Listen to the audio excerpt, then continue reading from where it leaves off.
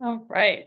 It's about 1 past the hour, so I'm going to go ahead and get started for the sake of time. Thank you everyone for being here today. Hopefully you're looking for the webinar on fleet technical assistance programs. That's what we'll be talking about for about the next hour or so. This webinar is part of NASIO's freight electrification portfolio of work, which, if we can go to the next slide real quick, includes support for states via the work streams that you see on the screen. Really, we've been supporting states by hosting this webinar series. This is the 4th webinar in the series, so if you've missed any of the first 3, you can view recordings of each of them online at the website. I'll throw the link in the chat here in a moment. We're also supporting states with direct planning assistance for a handful of states, as well as resource creation for all state and territory energy offices as they plan for freight electrification within their jurisdictions. And on the next slide, just a quick thank you to NASIO's advisory group for this work. We could not do this without the subject matter expertise provided by all of these advisors, so thank you to everyone on the call who is a member of any of these organizations. Then on the next slide, just quickly want to go through some quick housekeeping. As you may have guessed, yes, we will be recording this webinar as well. We'll share a link to that recording on NASIO's YouTube account, on the freight electrification webpage, which is where you can find all the previous webinars, and then also via email to everyone that registered for today's webinar. And if you have any questions, as I imagine you will as we hear from our speakers, please don't be shy. You can use the chat box or the Q&A box. The NASIO staff will be tracking questions as they come in, and we've reserved about the last 15 minutes of today's webinar to go through as many questions as possible with our presenters while we have them. With that, we can go to the next slide.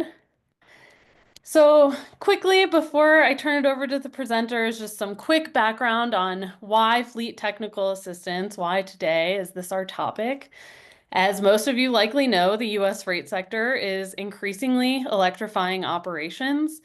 Historically, that transition has been led by many of the larger fleets, many of the national fleets, who oftentimes have dedicated staff on hand to be tracking this technology, understand where it makes sense for their operations, who can spend time on grant applications or understanding how to access other available incentives. That said, we know that more is needed to get us on the transition timeline that science tells us is necessary and in line with many of the timelines that states have set for the fleets within their jurisdictions. And this sector in particular, the freight sector, we know that there are a ton of small businesses, oftentimes independent owner operators, operating within this space. And those small businesses may not have dedicated staff capacity to focus on all those issues that we just talked about. In fact, very few of them do. And so knowing that equitable access to this information is really critical to this transition, we have seen both states and utilities really step up to offer technical assistance programs to the key decision makers for this transition, which are, of course, fleets, the ones choosing to procure these vehicles, operate them, figure out how they're going to charge them, all of that good stuff. And so with that, we can go to the next slide. All right, so without further ado, we've got a great set of speakers today. I'm going to turn it over to our first speaker, Marcella from Mass CEC, and I'll let her take it away. Thank you. Hi, everyone. Thanks to NASIO for having me. So today I'm going to talk to you a little bit about the Massachusetts Fleet Advisory Program, or Mass Fleet Advisor, as we tend to call it. This is a state-funded electrification support program for fleets, and it's funded by the Massachusetts Clean Energy Center, or Mass CEC, which is where I'm coming from today. So again, my name is Marcella, and I'm a program manager from the Mass Clean Energy Center. Go ahead, next slide. Yeah, so just a little bit about Mass CEC. So we are a quasi-public state economic development agency focused on clean energy. Our work spans 4 main areas of climate impact in Massachusetts. So we do climate tech, innovation, and investment. We do accelerating decarbonization work, which is where the Mass Fleet Advisor program falls under. We also do large-scale deployment with our offshore wind and clean energy and climate workforce development programming. So next slide. So just a little overview of the Mass Fleet Advisor program, which you'll hear a bit more about shortly from our collaborator, Jenny, who's here from CalSTART. So Mass Fleet Advisor is a free technical advisory service open to eligible fleets in Massachusetts that are looking to electrify or maybe wondering if electrification is right for them. It's open to private fleets, nonprofit fleets, and public fleets within municipal light plant territories. And Massachusetts actually has 41 municipal light plants within it, so quite a few extra fleets that are open to the service through that. And the program is set up in two distinct phases. So phase one being our electrification analysis. So that capacity is up to 200 fleets that we provide an in-depth fleet analysis for them, and that results in a customized electrification report. So it's a written report that sort of lays out the path towards electrification for each fleet. And the second phase of the program is our procurement phase that's open to up to 75 fleets. And this is a little bit of extra support in the process of procuring electric vehicles all the way through purchase. And that's something that we're in the early stages of delivering currently. Next slide. So a little bit about Mass Fleet Advisor's funding and sort of the structure of that. So the program was initially launched in November 2021. It was launched with $1 million in funding from Mass CEC.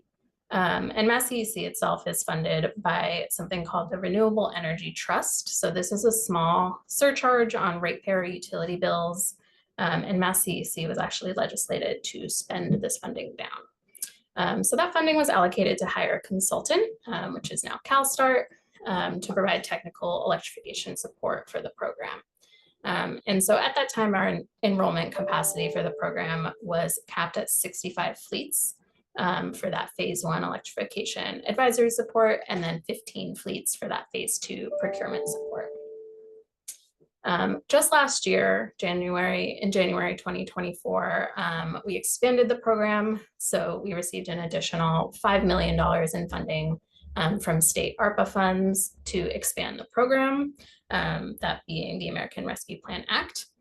And the main thing that did for us to expand is expanded our enrollment capacity. So that brought us from the initial 65 fleets to a total of 200 fleets for electrification advisory support, and availability for up to 75 fleets for that phase two procurement support. And just a quick breakdown of the funding too. So on average, electrification support cost is approximately $15,000 to $30,000 per fleet. And that's for baseline report delivery, but that cost can really vary based on what type of support is included in the service. Next slide, please. So a little bit of background on the design of the program. So Mass CEC developed Mass Fleet Advisor to address a gap in electrification planning services that were available to medium and heavy duty fleets in Massachusetts. So at that time, private utility companies were beginning to offer technical advisory services to public medium and heavy duty fleets within their service territories, but there was really no comparable free service for private, nonprofit, or public fleets in municipal light plant territories. Those private utilities initially proposed advisory services to cover all fleets, but at that time, only services for public fleets were given approval by the Department of Public Utilities.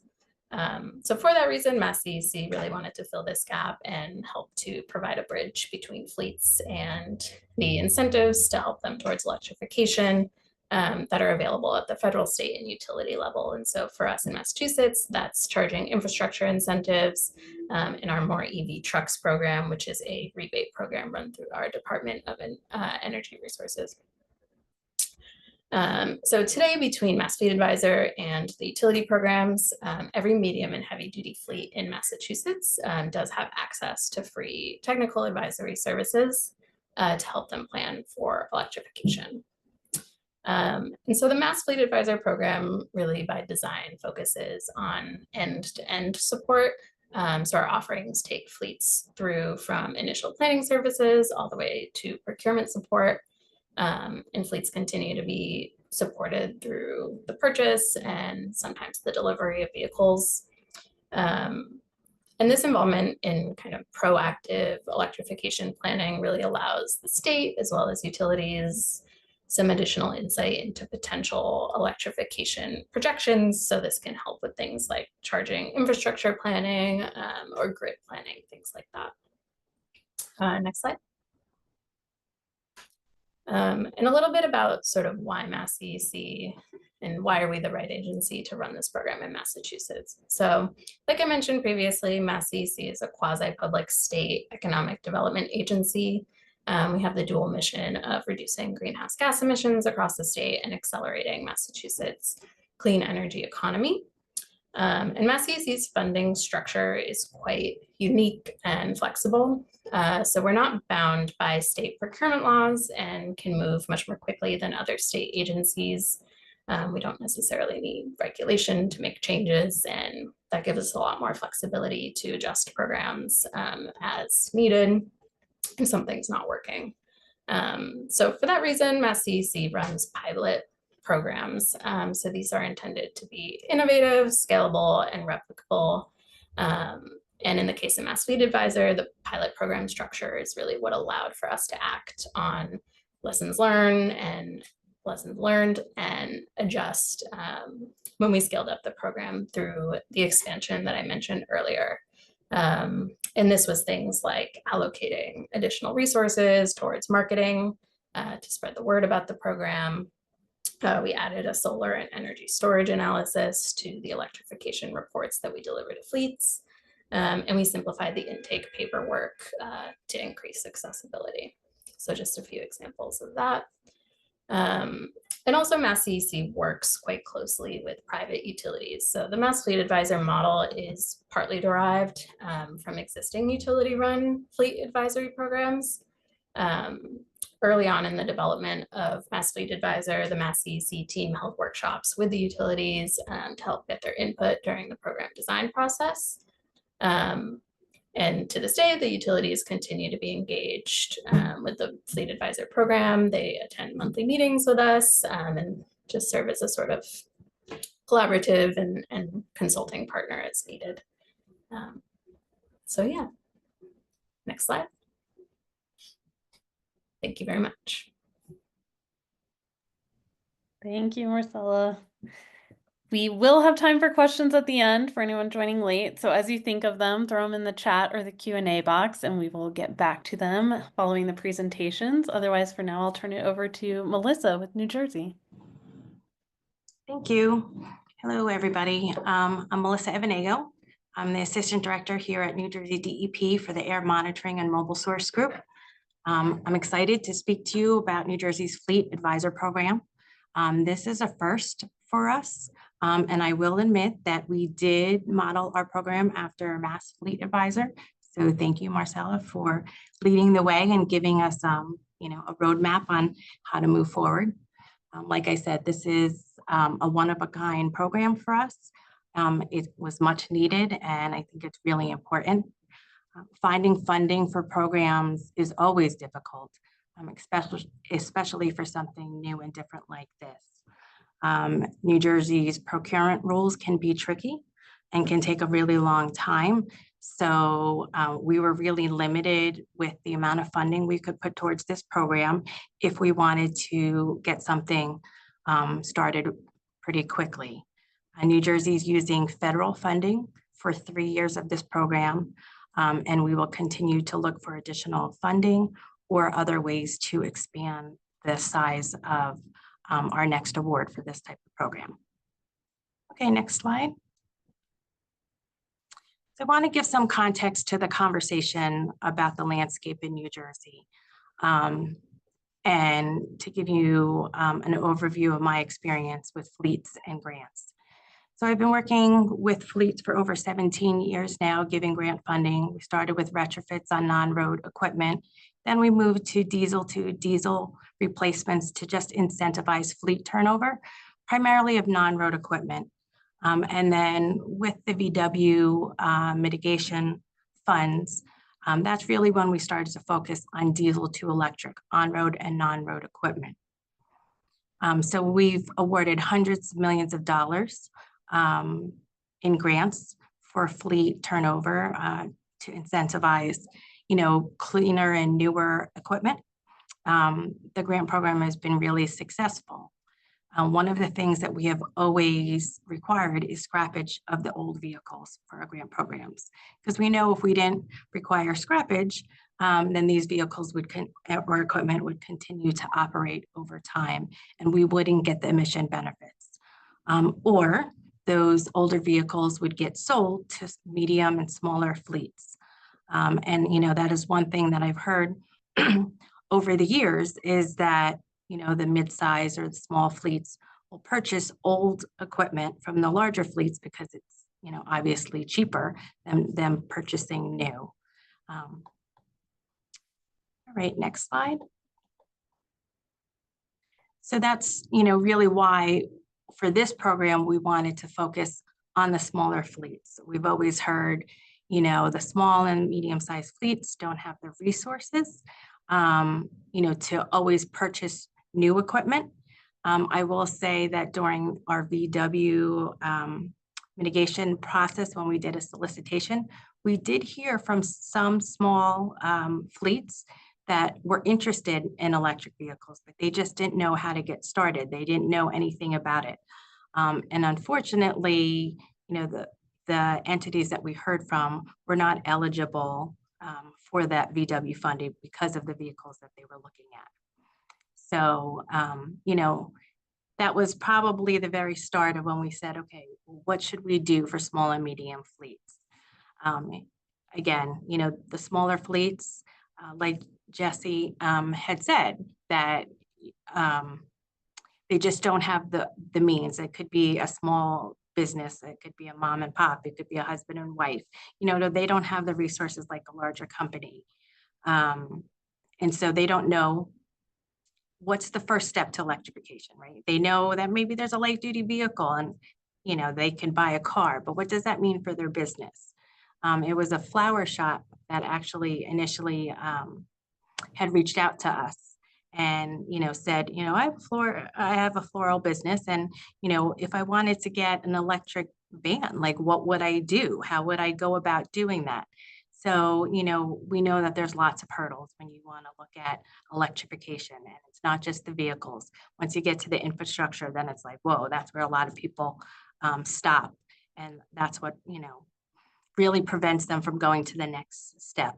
And then a lot of small and medium businesses don't even know about our grant funds. We do advertisements, but, they're so busy running their business, they don't think that the state has money.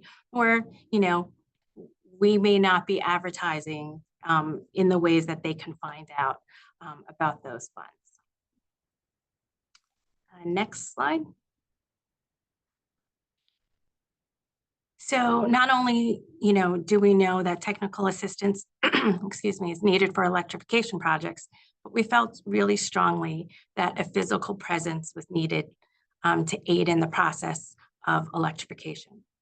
Having the vehicle and the charging information is important, but having somebody do a site visit and actually visit somebody's facility to look at what the infrastructure is, right, at the location, or, how much power do they have coming in to their facility. Like that's what's really important. And that's what we felt would really push these projects into the right direction.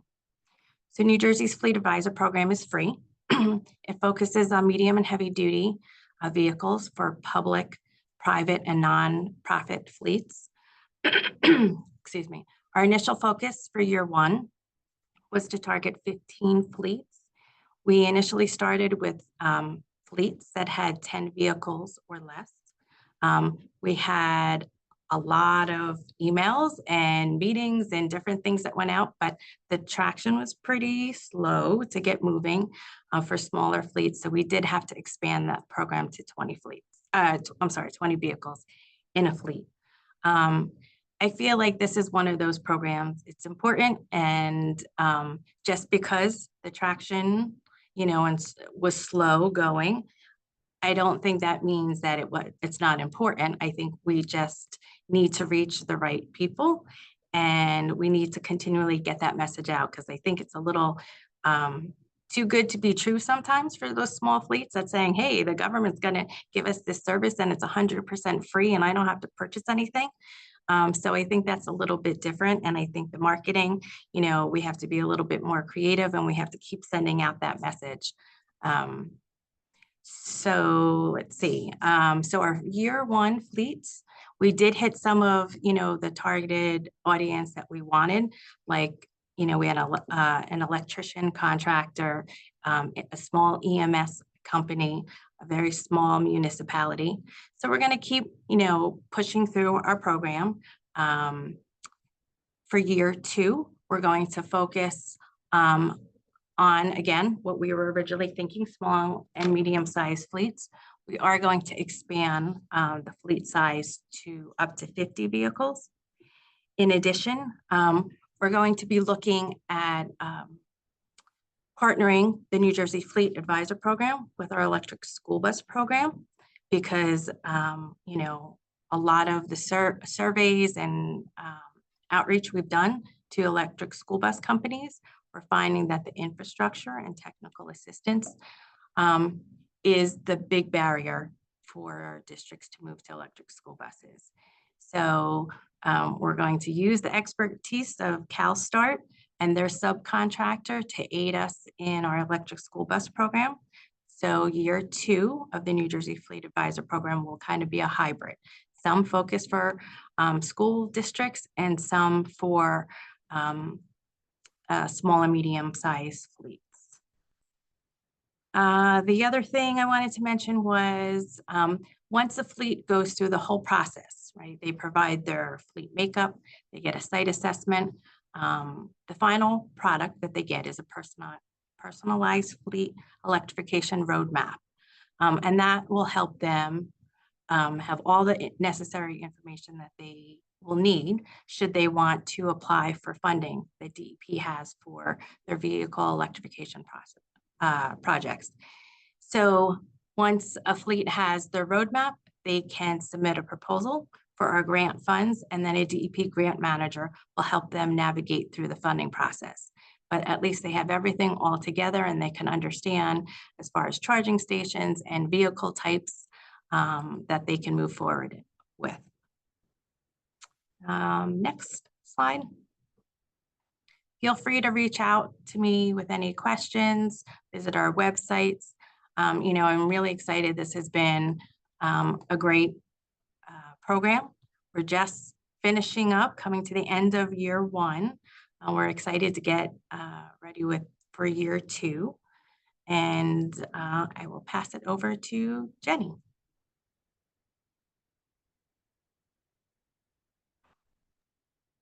Thank you so much, Melissa.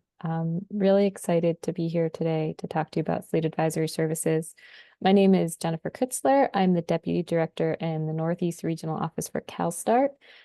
CalSTART is a nationwide transportation nonprofit looking to help decarbonize all sectors of transportation by accelerating innovation, growing the market of available vehicles, and of course, just reducing pollution from transportation.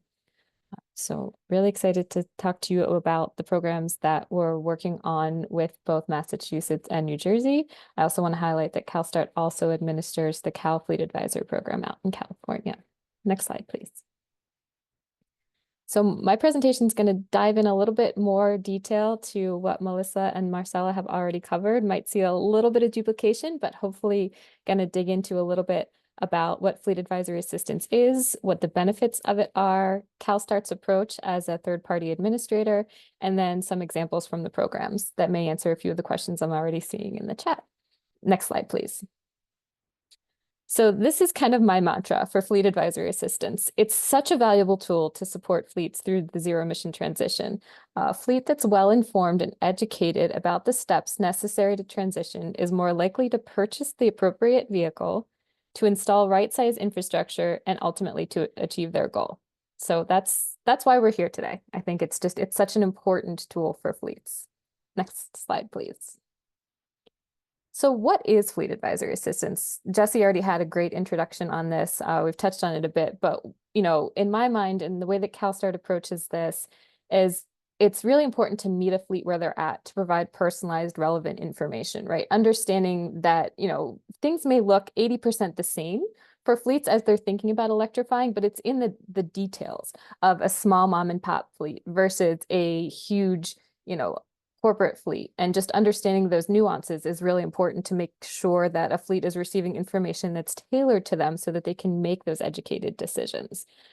It creates that actionable guidance. It lays out short and long-term achievable steps. And it facilitates connections to utilities, recognizing now that you're not going to be paying someone to deliver diesel, you're going to be talking to your electrical utility as your fuel provider. Talking with funded agencies such as the Department of Environmental Protection, other state and local agencies that could be providing various places you could get money to help offset the cost of electrifying, and then also connecting with dealers who have electric vehicles available. We also think it's so important because we're creating connections. We're forging lasting relationships with the fleets, and we're creating a network with ourselves, with the states, and with each and every fleet that goes through the program to create a place where people can ask questions and bring folks together, folks that have gone through the program, who else is doing this and where else can I reach out to get information? I think that's really important as well. And then it also ensures that fleets are able to execute grants and spend received funding within project timelines by giving them those roadmaps and setting them up for success. One of the things that CalSTART can do as a benefit of being a third-party administrator is it allows a state or an agency who wants to stand up a program to stand up that program very quickly.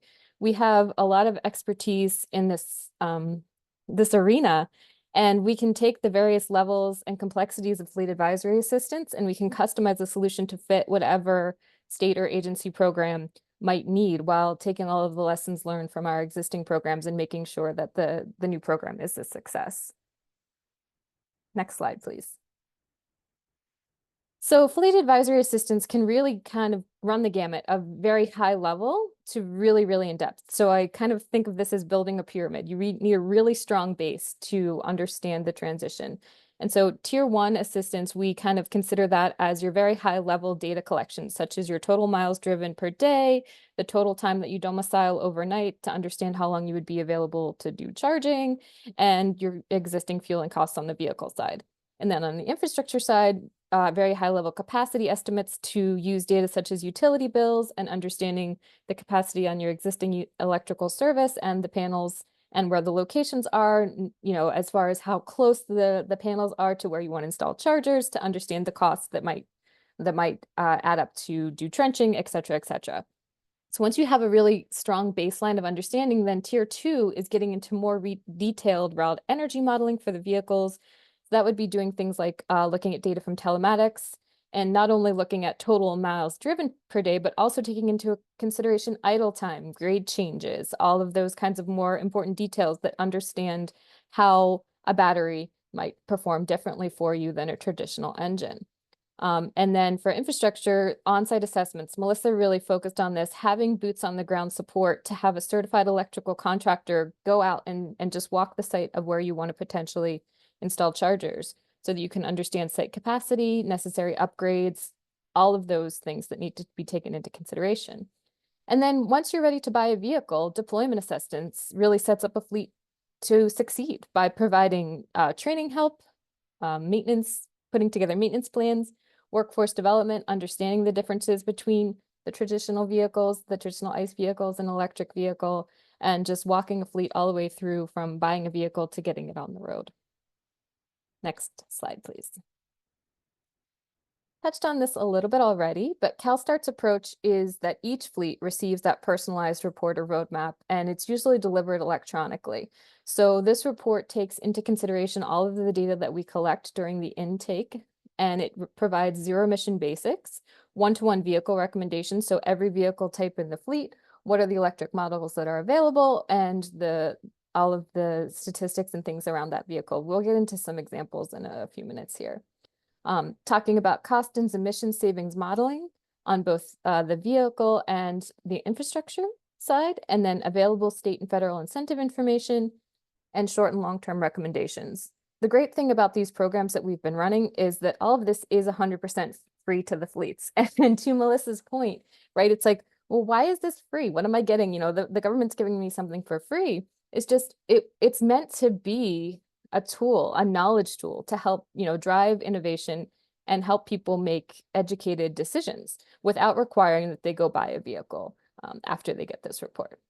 So the whole process for taking a fleet through a fleet electrification roadmap is that the fleet signs up, and then we have a pre-participation phone call where we learn all about the fleet. There's a participation agreement between CalSTART and the state and the fleet that says they'll share their information with us, and then we'll use that to generate the report, and it won't get shared outside of the project team.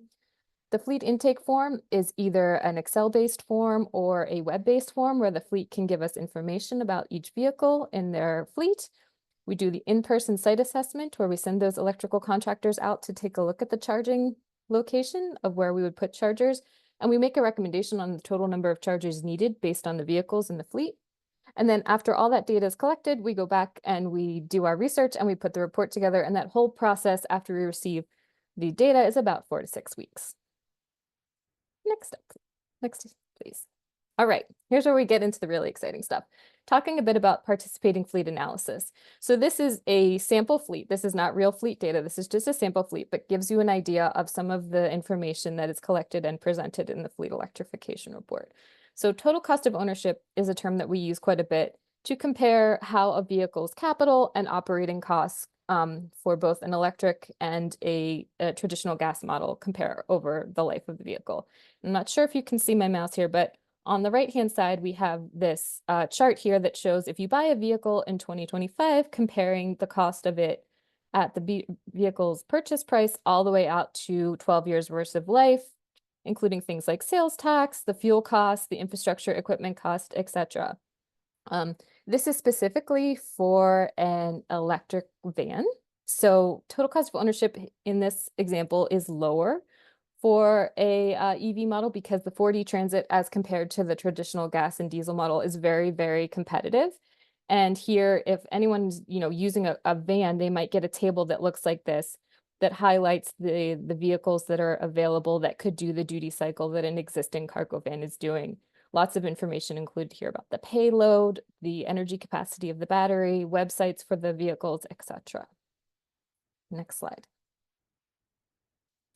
This is kind of the opposite edge of the coin. We don't necessarily want to approach this with rose-colored glasses. We want this to be realistic. We want fleets to understand what they could do now and what they couldn't do now. So as we've learned, the Class 8 long-haul vehicles are still kind of difficult to achieve cost parity because of the higher capital procurement costs. Basically, these vehicles are still quite a bit more expensive than their diesel counterparts. And what can help bring that down? Additional point of sale purchase incentives and reduce capital costs from OEM can bring the vehicles closer to cost parity. But it's really important that we present this data so that fleets understand that if they wanted to transition to an electric Class 8 truck, those trucks are out there and they're available, but it might still be a bit more expensive right now. Again, similar kind of total cost of ownership graphs and vehicle tables are provided for these fleets. Next slide. Okay. As Marcella mentioned, the Mass Fleet Advisor Program is a free program provided and funded by the Massachusetts Clean Energy Center. We have up to slots for up to 200 private, and by private, we mean non-governmental, nonprofit or municipal light plant served fleets. And it is a 2-phase program, the fleet electrification report being the primary deliverable. And then we're also providing procurement assistance for up to 75 fleets. Next slide. So lessons learned. I know this was a question in the chat already. So vehicles in every medium and heavy duty class from 2B to Class 8 have been evaluated, including special use cases such as refrigeration, heating, and auxiliary equipment. Per the program's target, at least 50% of enrolled fleets domicile in environmental justice communities, and 70 fleets are currently enrolled with 39 reports delivered.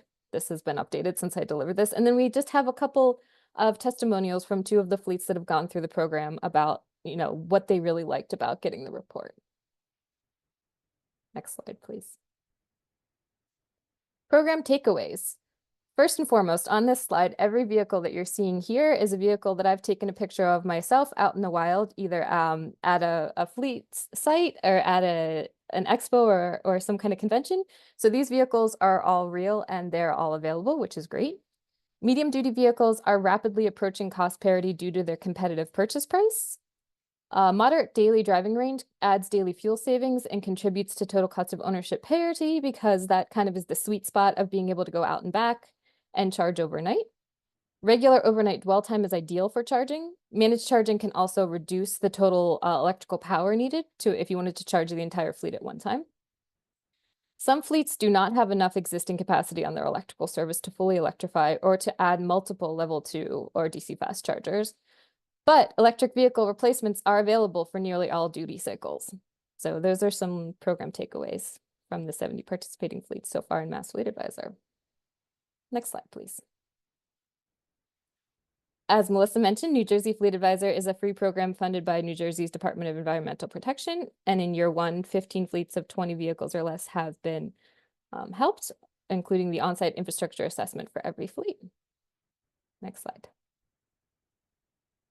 Again, just want to reiterate how important fleet advisory assistance is.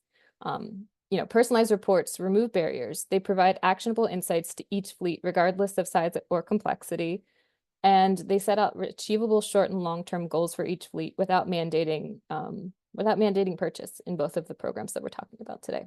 So thank you so much for the time. Really appreciate it. Thank you, Jenny. I appreciate it as well. It's been really interesting to hear about the state perspective of how these programs kind of came to life and how they were contracted with CalSTART for administrations. Thank you to all of our previous presenters. We're going to change pace a little bit and now turn it over to Billy with the Salt River Project, also known as SRP, to hear how utilities are offering similar assistance. Billy, take us away. Thanks, Jesse. Really glad to be here from sunny Phoenix, Arizona. It's 77 today is the high, so if you're in a cooler area, we're sending some sun out to you, or you can come visit us. I feel like everybody said a lot of the main points that I wanted to bring out. You can go to the next slide.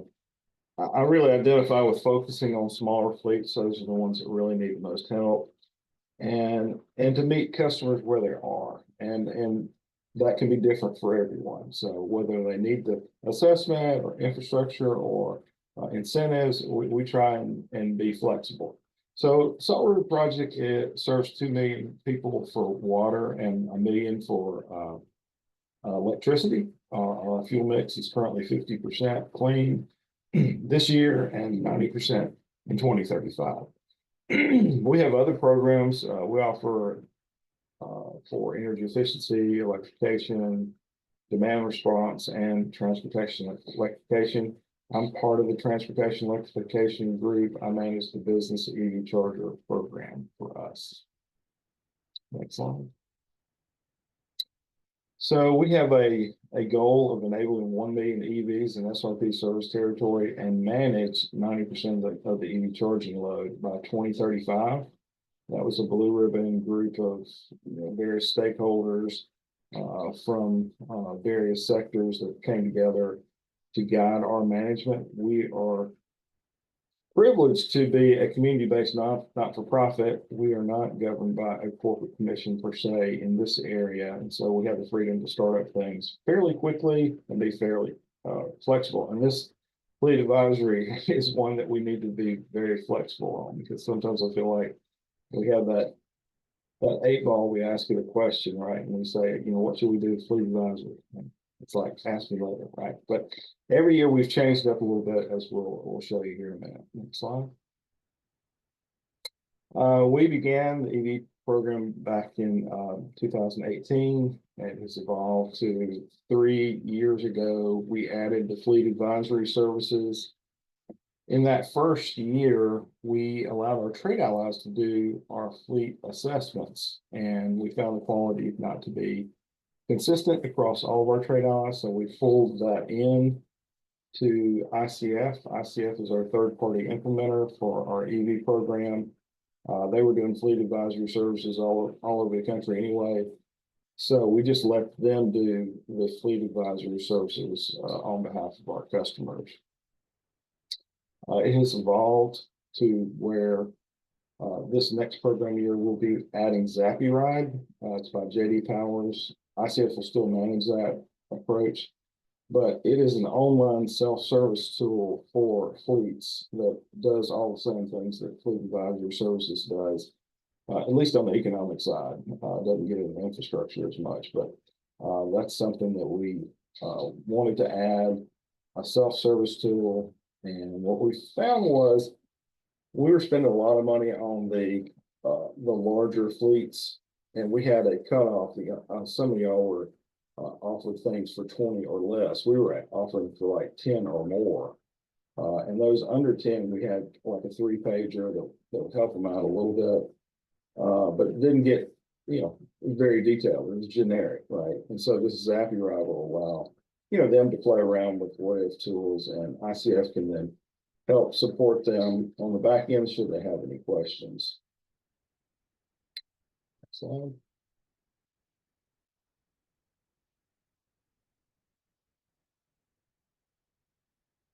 Next slide. Well, there you go.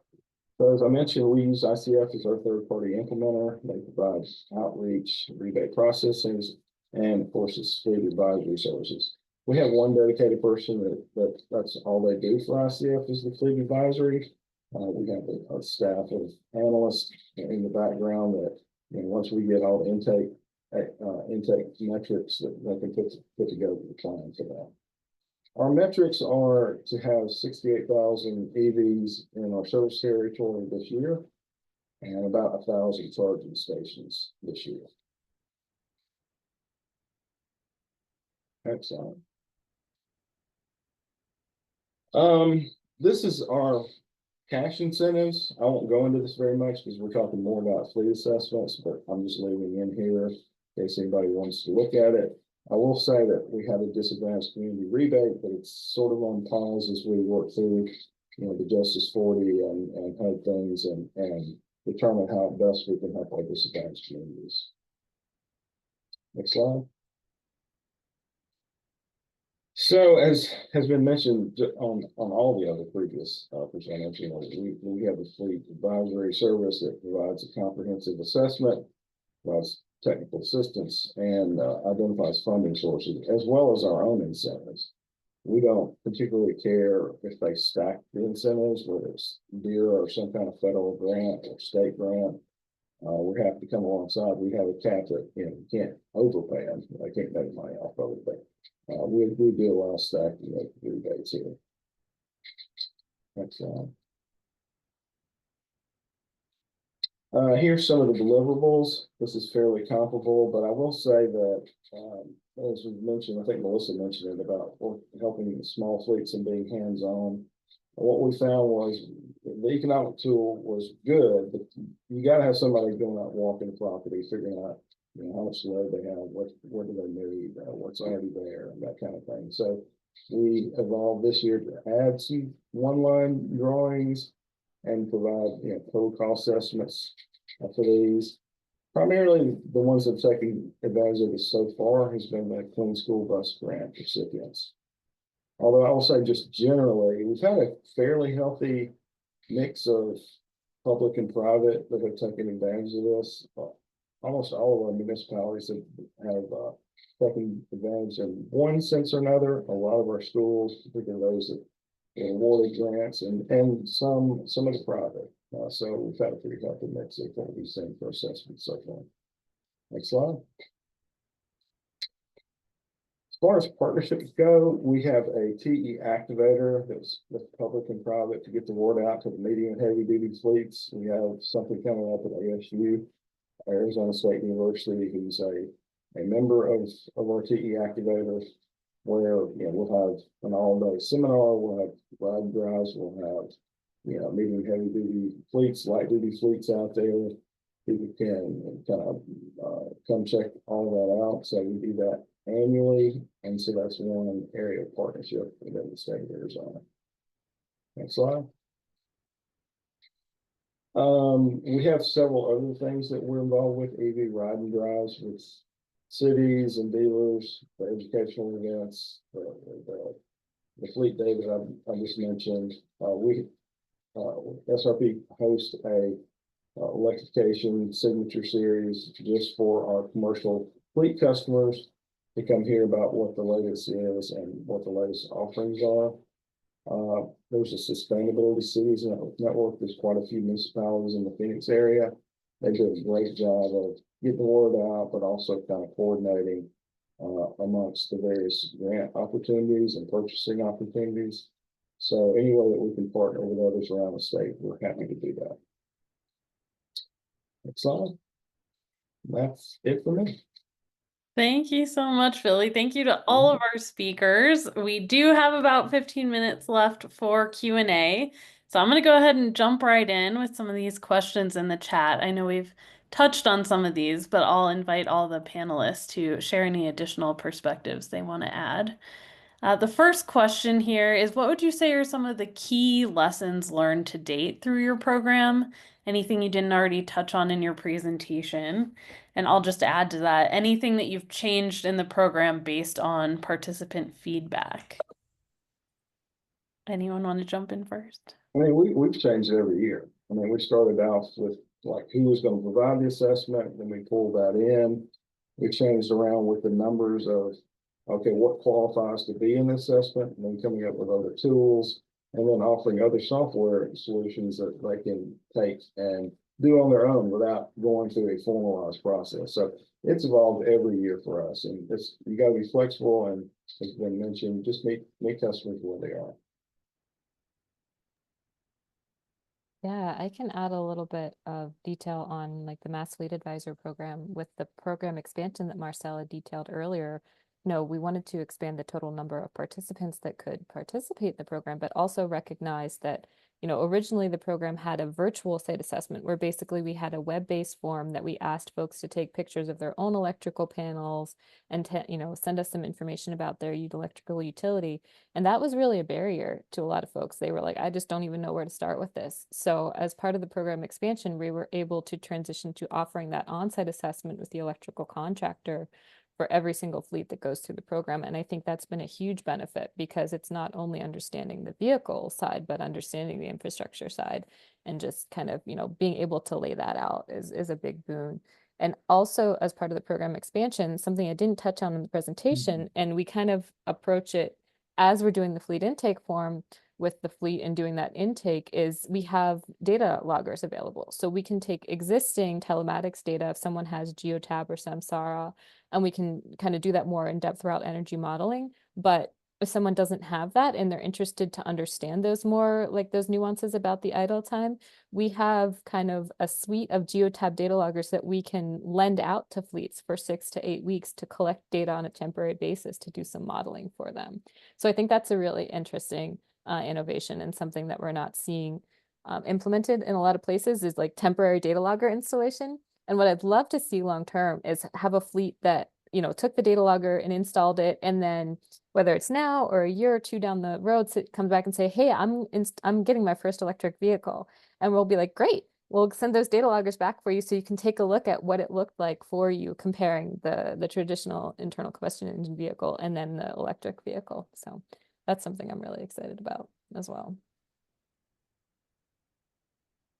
Thank you. Marcella and Melissa, I know you mentioned quite a few in your presentation. So if nothing else to add from you, there is a question specific for both of you in the Q&A. Is there any funding for electric freight vehicles or charging stations in either of your states?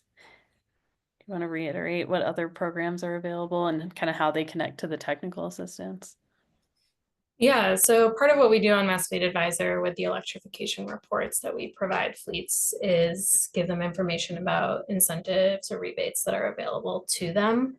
In Massachusetts, we do have a couple of programs, one through our Mass DEP and one through the private utilities, both of which provide incentives on charging infrastructure and installation.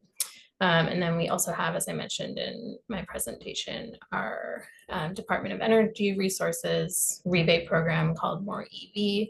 The More EV trucks is what applies to the fleets. So we give folks information all of those as it pertains to what's available to them. In New Jersey, we have a number of different programs. At DEP, we have our diesel modernization program, and that focuses on medium and heavy duty electrification. That grant program includes electric vehicle charging stations for the vehicles. We also have our It Pays to Plug In program, which is primarily a light duty charging station program. Also, we have the electric school bus program, and that obviously is for electric school buses. We have an e-mobility program, which is a rolling solicitation for e-mobility projects. So that's bringing zero emission transportation to communities where you would just have mass transit, or to close the gap to fill the gap between mass transit. And then if our sister agencies, our Economic Development Authority has their NJ-ZIP program.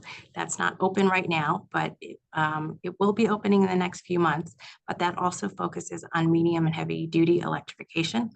And then our New Jersey Board of Public Utilities also has funding for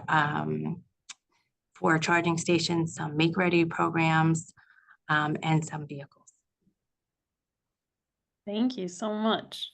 I see a question in the chat really around outreach and engagement, and specifically how your programs have gone about identifying the key stakeholders for this EV deployment process, and then how you've streamlined communication and early engagement with those stakeholders.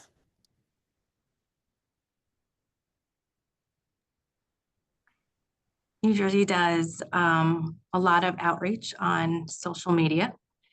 In addition to our regular, listservs. Our electric school bus program, which is fairly new, which was a result of our electric school bus law, we did a lot of stakeholdering from there. And so we did see that there was a lot of overlap with municipalities and school districts. So we did get the word out through there. Like I said, we've been funding grant programs for a really long time. So thankfully, we've had, that communication and relationship with municipalities.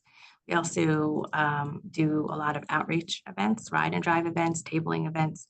So we try to get the word out, but I will say, no matter what we do, we feel like we still are missing pieces. So keep trying. I'll listen to what other tactics other people have.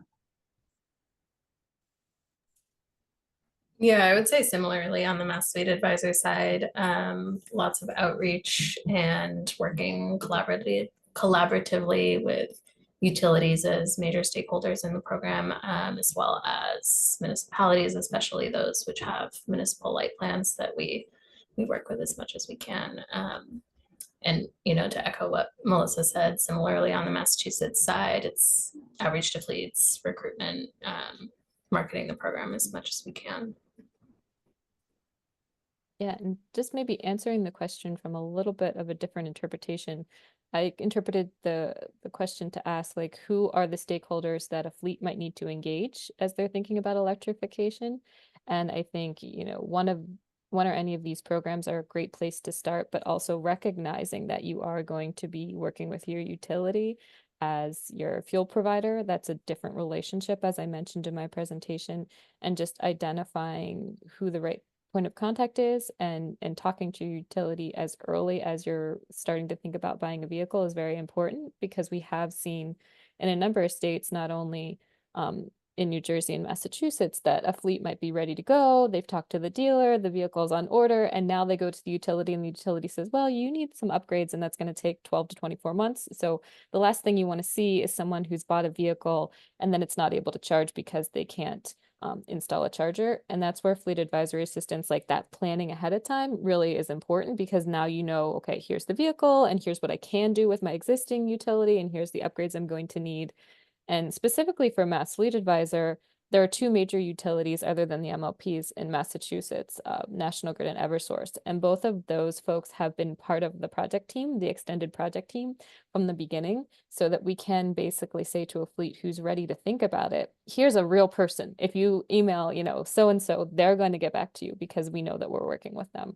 and kind of keeping them apprised of our program and sharing learnings between the publicly run programs and the more private run programs. Thanks all. All right, we've got a question in the chat kind of about some friendly state-to-state competition between who's going to see more electric truck deployments faster. I do want to clarify something. The question asks about California's Advanced Clean Fleet rule. I will note that California did revoke its Clean Air Act waiver from the EPA, their waiver request, just a couple weeks ago now. That said, the Advanced Clean Trucks or ACT rule is still in effect, and they have their waiver already from the EPA. So I'm not sure I would totally agree with the premise of the question about the West Coast and California in particular continuing to lead on a lot of these programs. I think we heard today that a lot of these programs have been modeled on similar work done in that state, though all finding their unique flavor that will work for local stakeholders. But the question I think is really trying to get to who else do we think might take the lead in coming years?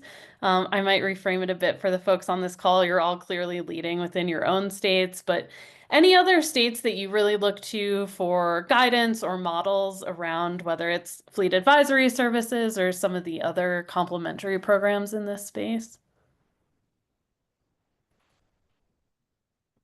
I mean, for us, being a nonprofit political subdivision in the state of Arizona, we tend to look at others like us, JEA, Jacksonville, SMUD in California, Austin Energy, that we're all kind of in that same boat. And so we tend to look at those more so than we do. And we try and complement what is already going on in our state. So we have APS and Tucson Electric, those are the investor owned. So we try and complement what they're doing where we can, but we look at some others that are in the same general boat that we're in.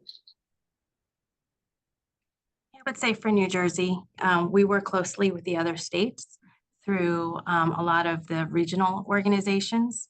So, I think we try to help one another and build, programs with one another and do things at the same time or around the same time. So it's a coordinated effort as we try to move forward. I don't know. I think I saw the question, so it's not really like a competition. I think we try to help each other out, especially with some of these rules that are a little bit trickier. I mentioned early in my presentation, we looked at the MASS program and tried to copy off of them. And so I think that programs like that, Massachusetts should be flattered. And, we hope that we could do something like that to help other states. But I think, really, I think it's a group effort, and as much as we can help each other all move in the same direction, that benefits us all. Yeah, Thank I'll you. definitely second that. Sorry, Jesse, is it okay to add a little Yeah, more? we've got maybe one more minute here and then I'll Okay. close. Just Yeah. wanted to say there's a lot of collaboration happening. There's things like the NESCOM Memo of Understanding for decarbonization. CalSTART has an annual publication called Zeroing In on Zero Emission Trucks, where we take a look at all of the trucks that have been deployed in all of the states. We are seeing that Advanced Clean Trucks rule is a driver, that a lot of the states that are environmentally minded, like New York, New Jersey, Massachusetts, have adopted that rule in a way of hoping to spur the adoption of more OEMs, more manufacturers creating the models that are available and bringing those vehicles to the states. Having a strong state presence, I think, is really important, and saying that it is a priority for the state to make that transition and to improve the environment and the air that we're breathing is really important. And I do see that happening a lot in the Northeast states, a lot of folks working together.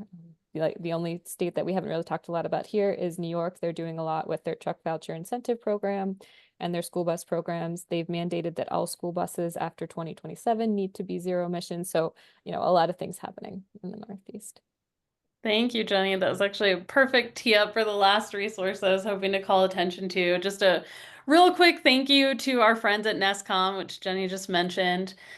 They run that zero emission vehicle task force, and as part of that work, they have already taken the time to compile information on medium and heavy duty zero emission vehicle technical assistance programs, outreach, advisory services that are available within the jurisdictions that are a part of that group.